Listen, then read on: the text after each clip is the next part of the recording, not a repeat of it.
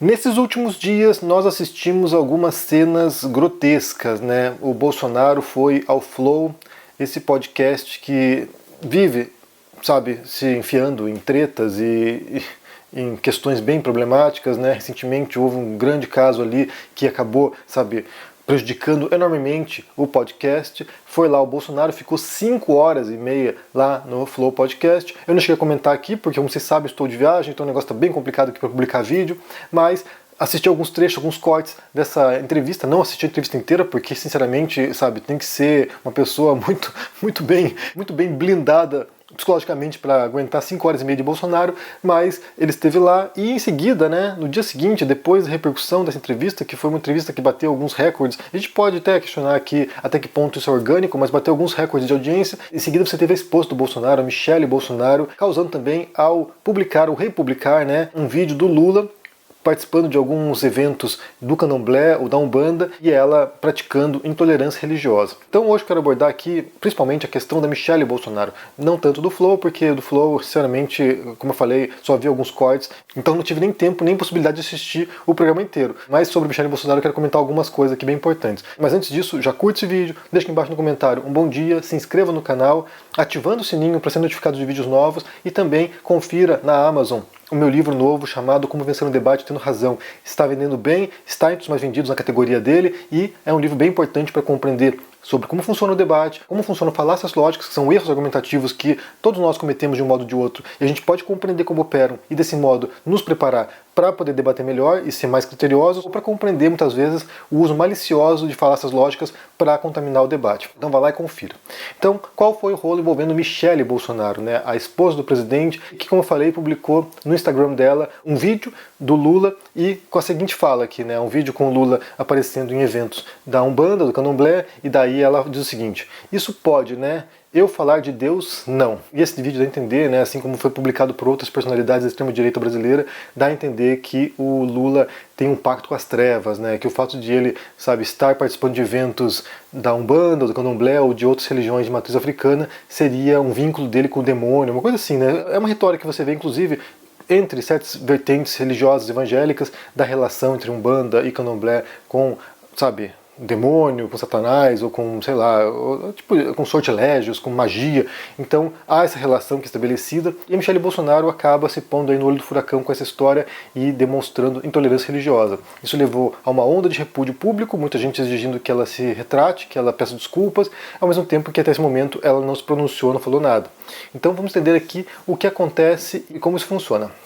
A gente tem que lembrar, eu falei dias atrás sobre a Damares aqui, a gente tem que pensar que uma importante base de apoio ainda hoje do Bolsonaro são os evangélicos. Apesar do Bolsonaro ser católico, a Michelle Bolsonaro é evangélica e eles sabem que esse apoio dos evangélicos é fundamental para uma pauta de costumes muito mais ampla, né, que envolve uma série de, sabe, critérios, uma série de preocupações que são primordiais para os evangélicos, mas você tem aí essa noção de que o Bolsonaro seria o representante desses valores dos evangélicos ou dos cristãos no geral. A gente falou muito sobre isso aqui, né, inúmeras vezes, sobre esse falso cristianismo dos Bolsonaros e não apenas deles, e também de muitos ditos cristãos brasileiros que na verdade praticam um tipo de religião que é bastante intolerante. Se a gente for pensar na figura de Jesus dos evangelhos, por exemplo, era alguém que estava ali aberto ao pecador, estava aberto a receber as pessoas fragilizadas, os oprimidos. Então, assim, o trabalho de Jesus basicamente era de receber pessoas que estavam sendo, sabe, menosprezadas, inclusive excluídas pelos sacerdotes do templo. A mensagem de Jesus ela é basicamente religiosa, né? Embora tenha um forte teor político ali, pensando no contexto ali do Império Romano, da dominação romana na Palestina, apesar desse teor político, é uma mensagem basicamente religiosa e de renovação religiosa, de cortar obstáculos, muros que eram impostos por sacerdotes. Então Jesus vem para romper uma estrutura hierárquica ou para tentar superar uma estrutura hierárquica da época dele entre o povo, né, o povo comum, sofredor, oprimido e os líderes religiosos. Existem correntes religiosas cristãs que vão nesse sentido, inclusive no catolicismo e também entre correntes evangélicas. Mas o tipo de vertente evangélica, né, que está predominantemente apoiando o Bolsonaro ainda hoje, tende a ter uma visão que estabelece, né, essa visão, essa distinção muito clara entre os justos e os injustos, entre os puros e os impuros, entre os seguidores de Deus e os demais, os infiéis. Então, quando o Lula por exemplo, ou outro líder qualquer que seja, né, outra figura pública, outro político, faz uma manobra para estender os braços para outras vertentes religiosas, isso pega mal nesses grupos evangélicos que se acham quase exclusivos, né, na visão de Deus, assim, diante de Deus. Então, a Michelle Bolsonaro, entre outros bolsonaristas, a usar essa imagem do Lula na Umbanda ou no Candomblé, tende a falar com um tipo de evangélico que é bastante fundamentalista religioso e também bastante intolerante muitas vezes, com respaldo ou com a pregação do próprio pastor. A gente já viu inúmeros exemplos, né? Quem já parou um dia para assistir programas da Universal, né? Quem já teve esse saco de parar e assistir algum programa da Universal, já viu o modo como esses pastores lidam com religiões de matriz africana. Tende a ter uma visão de que é uma religião que, sabe, reverencia o diabo ou que tem pacto com o diabo. Então, é o modo como eles operam. Aqui a gente vai entrar em alguns elementos que são importantes distinguir aqui para a gente poder compreender como isso funciona. O primeiro deles tem a ver com como as religiões se propagam, com o modo como as religiões se disseminam. Aqui eu vou me remeter a um curso que eu fiz tempos atrás, que era um curso de ciência da religião, era um curso da Universidade Canadense, e é bem interessante o modo como eles entendem, porque eles trabalham com um método científico, né, para compreender a gênese e a propagação e por que nós, né, seres humanos, somos religiosos, ou acreditamos em deuses, ou não acreditamos em deuses.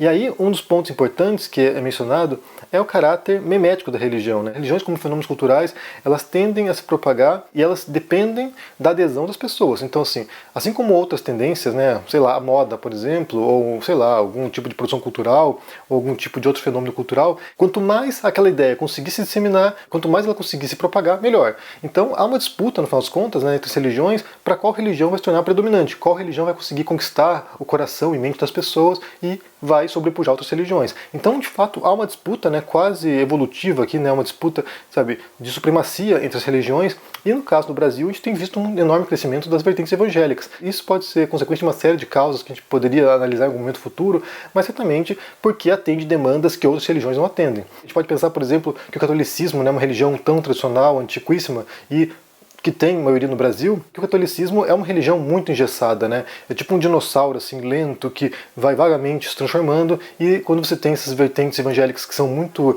diversificadas e muito dinâmicas em alguns sentidos, elas tendem a atender certas demandas do fiel que os rituais tradicionais católicos talvez não atendam.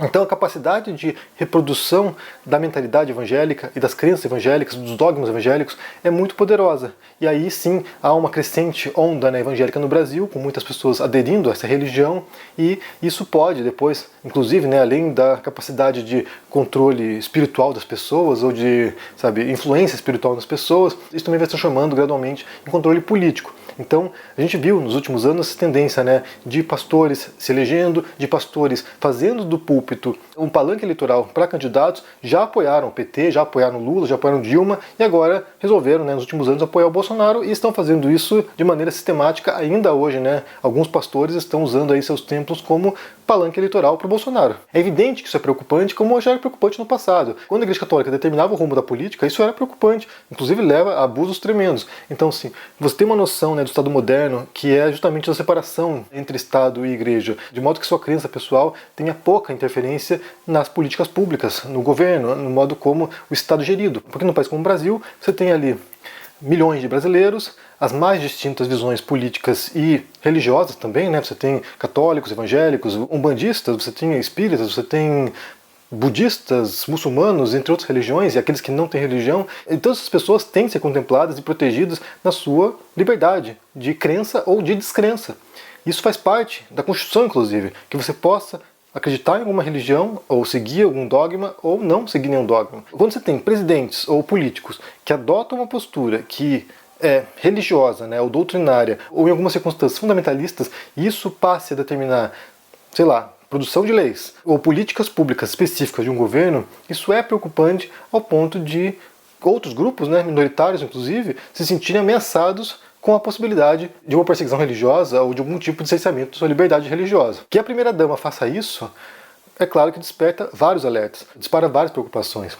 Porque ninguém impede que a Michelle Bolsonaro fale de Deus. Ninguém impede que o Bolsonaro supostamente seja religioso, né? Coisa que ele não é. Mas nada impede que um político seja religioso.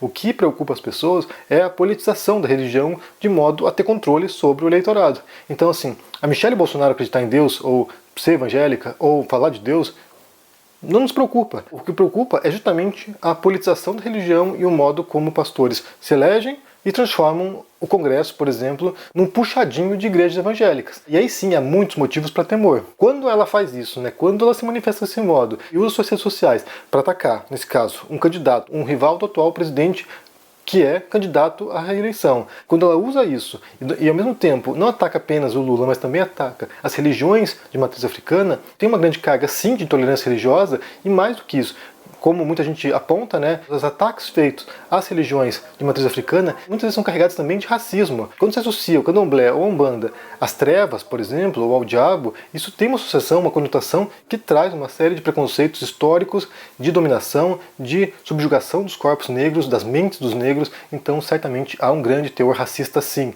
E aí é claro que isso preocupa. Preocupa grupos minoritários e também deveria preocupar toda a sociedade. Circulou uma notícia falsa que a conta do Twitter da Michelle Bolsonaro teria sido suspensa por causa disso, por causa dessa publicação. Isso não é verdade porque aparentemente a Michelle Bolsonaro nem sequer tem conta no Twitter.